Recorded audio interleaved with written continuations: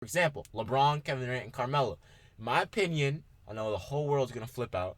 Those are the top three players in the world.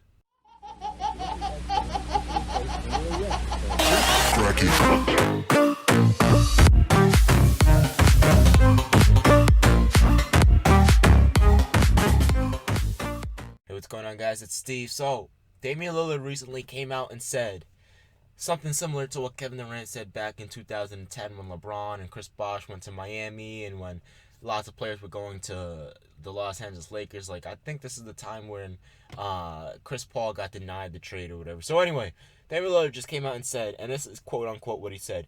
If I sound like I can't speak, I'm just reading what he said. So not trying to diss you, Damian Lillard, or anything, but you know what I'm saying. Lillard, he said this: if somebody wants to go join people and do that, then it's not against the rules. They can do it.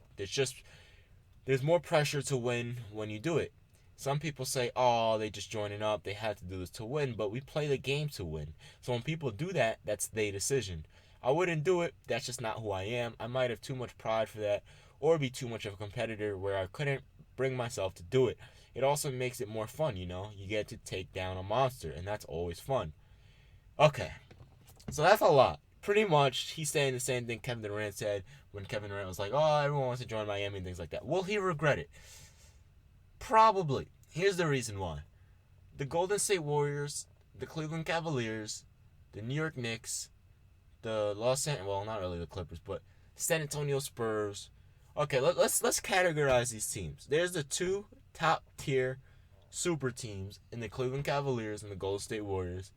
Then there's the tier 2 teams, which are really good teams that have a really really slim chance of winning the championship, but they're still a good team. In other words, they're not true contenders for the NBA championship, such as the San Antonio Spurs, the New York Knicks, the Indiana Pacers, the Los Angeles Clippers, and that's pretty much it, right? So those four teams. So we have those four teams, and then I would say Damian Lillard plays on a tier 3 team, a solid team with a solid player.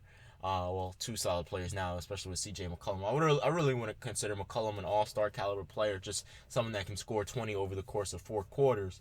So will he regret this? And the thing about this is it's really tricky because you never know what a player is going to decide 4 or 5 years down the line because we don't know how the league is going to be shaped. My personal prediction, I don't think Kevin Durant will still be on the Golden State Warriors 4 to 5 years from now.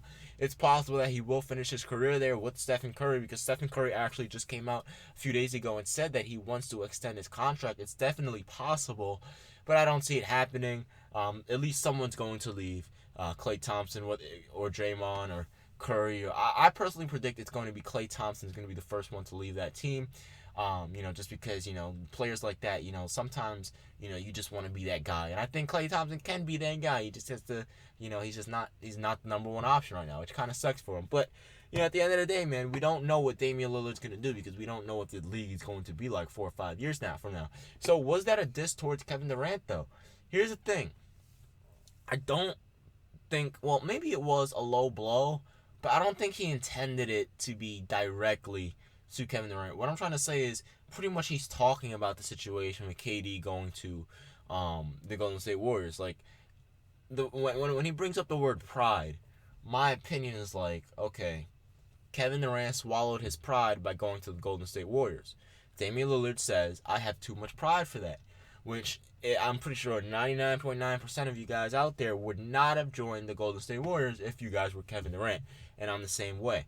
I would not have joined the Golden State Warriors. So when he says, I have too much pride for that, I think it's kind of like a low blow to Kevin Durant because in a sense, KD had to swallow his pride because Kevin Durant didn't just join a team that, besides the fact that the Warriors won 73 games, besides the fact that they're one of the best regular season teams ever, but they can't finish in the NBA Finals. Yep. What was I saying?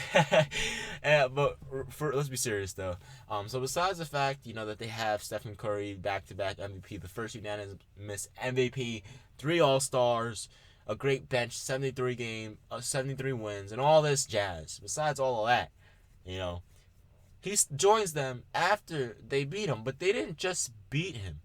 That's the thing when people get it misconstrued. It's not like they started the series and they won 4-2 And, Golden State won, OKC won. Golden State won, OKC won. Golden State won, and then Golden State won. It didn't happen like that.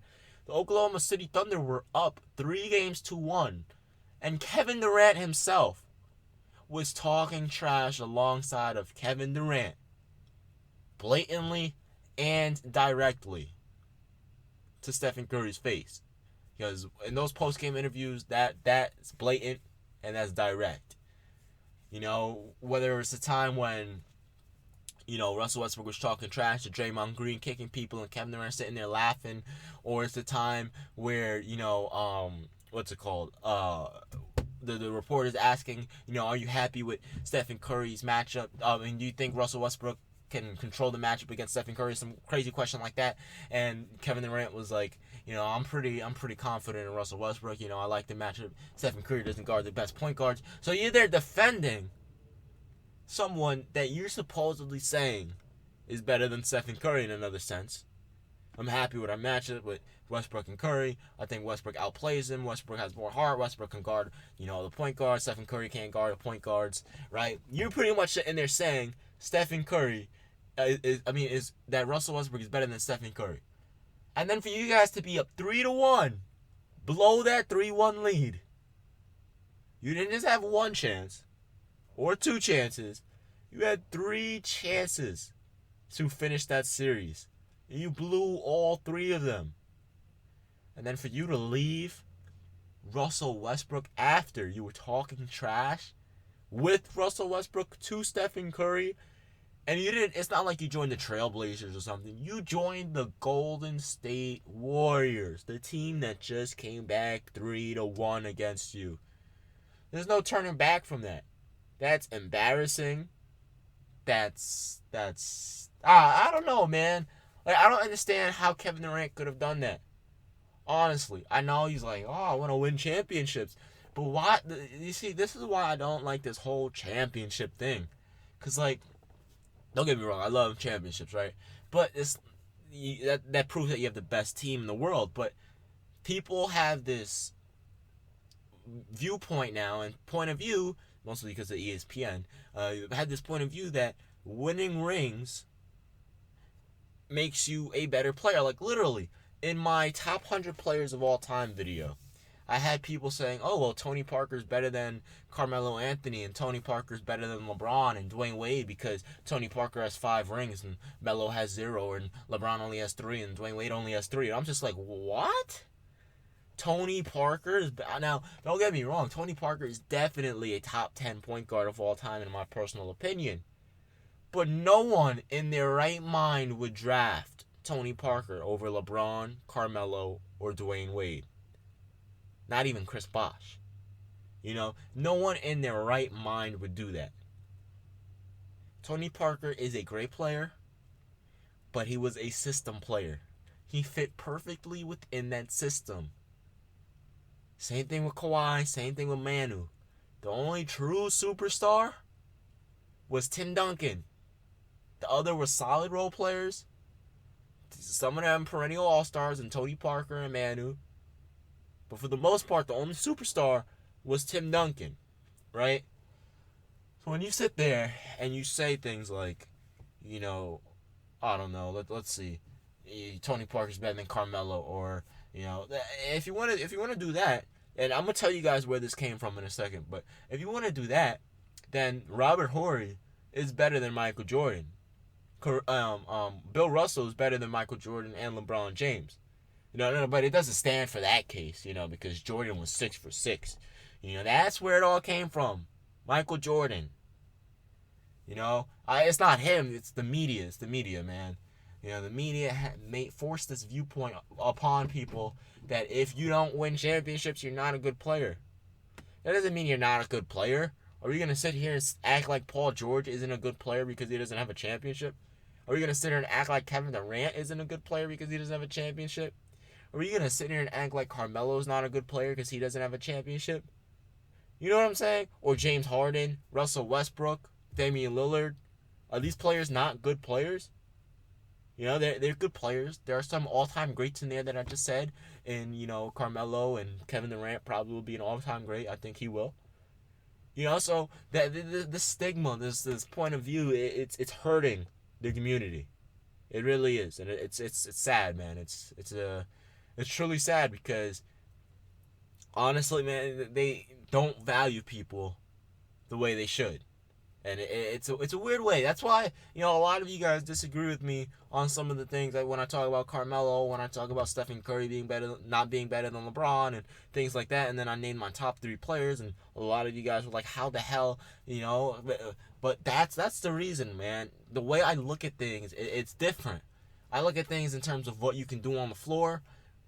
Are you a dominant scorer? Because let's be real, scoring is a big part of being a great player. Let's be realistic for a second. Are you a great scorer? Can you play on the defensive end? And can you take over basketball games? There's so much that I look at, man. When I look at size, when I look at the position, your position tells me what you can do and what you can't do on the floor. Then I personally look at what you can do and cannot do, and then I rank you among those other positions. For example, LeBron, Kevin Durant, and Carmelo.